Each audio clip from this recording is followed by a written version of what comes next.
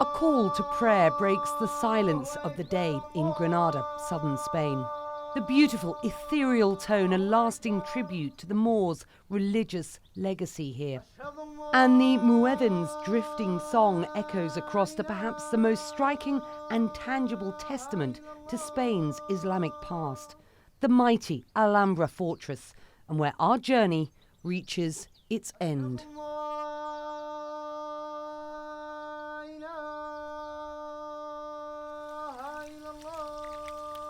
To Yasin Maymir, history and faith are two of the most important elements in his life.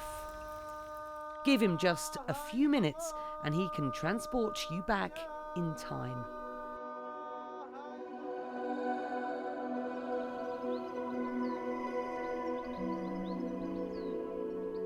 As a Muslim, one of the most important things that Islam tells you to do, find knowledge. Without knowledge, you cannot go anywhere. My father, he was born in Cuba, and my mother in Italy. That was in the 1980s. They come and visit Granada especially. They really sense the Islamic history that was here. And this attached them. So we moved here when I was 3 years old. So when you grow up, unless some interest is within you, you go read, you go research, you are surrounded by history, you are surrounded by beautiful heritage as well. When I was about 22 years old, I started reading. So I started sort of being their tour guide and teaching them about what year was this built, who built this. And at this point, I started learning more and more, me myself, about all this history. So welcome to Alhambra. That gate, called Bab Alhambra, will give us access to the royal palaces and the Medina, the World Heritage Site place in Granada, and visited by 10,000 people per day, almost 2 million people per year.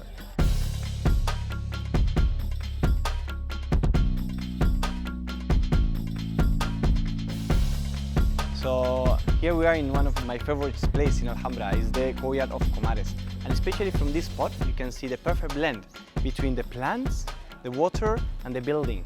That's the blend of the Islamic architecture, the three elements are inside this. And the position where the pool is located is precisely in the place where the reflection of the tower can be seen exactly in the water. And it has a philosophy and a meaning behind it. You imagine the Sultan walking by and he suddenly look at his strong tower. He will look down and he will see the reflection in the water of this strong tower, but now the water has these waves and the tower will look like it's crumbling down. He will suddenly remember, wow, nothing is strong, nothing is eternal in this life. Only God is eternal. When you actually walk around, you have kind of the same feeling. Because even now, by walking in here, wow, look at our Muslim ancestors. They were so experts into the decoration, into the architecture and everything. And you may start to feel this proudness of this place. It's a good thing, but still not get attached to it. Oh, okay, we're just here for a short time. So let's appreciate it and go on. So here we are in the palace of Muhammad V. He is the son of Yusuf I, and it's actually the most luxurious palace in Alhambra, as during his time, Granada Kingdom was one of the wealthiest kingdoms in Spain. So you can see all the marble columns and the beautiful and perfectly symmetric architecture. It's actually well oriented south, north, east and west. And one of the most interesting part of here is the technique of architecture that they use in. You can see in every column, they're having a layer of lead. It's a layer of lead in the column and is put in every column, in the top and in the bottom. That layer of lead will absorb any seismic movement or any expansion and contraction of material during summer and winter and will prevent the cracking of the structures. So we are in one of the rooms of the palace of Muhammad V, the room of Ibn Terrajes. And the beautiful thing of this room is actually the dome. They use a technique coming from Baghdad. The technique is called al-muqarna in Arabic, mokarabes. At the same time, they give a beautiful shape of the star, which is the transition from the square shape of the room to the dome shape. And in the star, you have all the 16 windows. And in the poem that we have around this room, speaking about how the light goes through the windows and give beautiful, colorful reflections. So that's why we know those windows used to have colorful glass, stained glass. And all the poem and the star blends with the speaking of the constellation. And then you look up and you look like the constellation full of stars. I'm very grateful to be able to do this job because you are able to bring in front of the people some history they wouldn't realize before. And they are able to see and touch with their own hands, to see with their own eyes, and make them kind of realize the place where they are. You can already see in the wall. You have a lot of decoration, vegetal motifs, and calligraphy, Arabic letters, Arabic phrases. There are more than 10,000 all around Alhambra. And for many, many years, people didn't know about the meaning. So today we have the pleasure to be with Juan Castilla, the researcher that has been spending the last 10 years translating the whole of the Alhambra. And he's going to teach us about the Arabic inscriptions in the walls. Hi, Juan. How are you? Pleasure to meet you. Nice to meet you. Wow, I'm very impressed entering this palace. This is absolutely beautiful.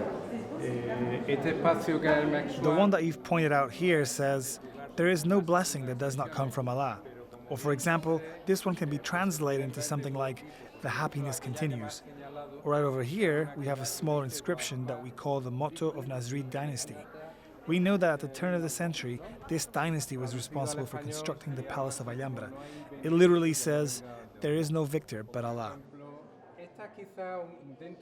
Right here is one of the inscriptions that I found most interesting. Here the same pattern is repeated. It says, "The power is God, then the glory is God, and then the kingdom is God's." So what we have here is a phrase that is repeated consistently throughout this frieze. We know because there was a vizier or a counsel for the High Court for Muhammad V, who himself left written testimonies that he composed this poem.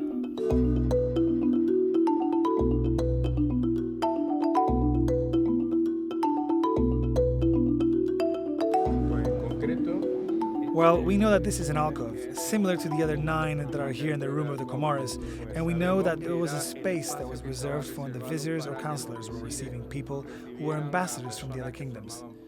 What draws my attention the most is that at the very entrance of the alcove, there is a phrase that says, "The one who speaks well should be respected." And on the other side above the alcove, there is another inscription that we refer to as an inscription of judgment that says, "Don't talk too much, and you'll be at peace." They had left advice or warnings for the ambassadors on the walls. The inscriptions here really are beautiful and tell us so much about the people that once lived here. When you go inside Alhambra, it's a very special feeling because it really has this feeling in yourself that you leave your worries outside Alhambra. When you enter the palaces, wow, you are in another world, no worries. When you go out, your worries are waiting for you outside there. You really feel still the presence of these Muslims inhabitants, of the Muslims Grenadians, Muslim Andalusians that were living here. I actually have the strong intention to connect again with our ancestors. Just know about where you're coming from. And that will actually make you more present in the day by day.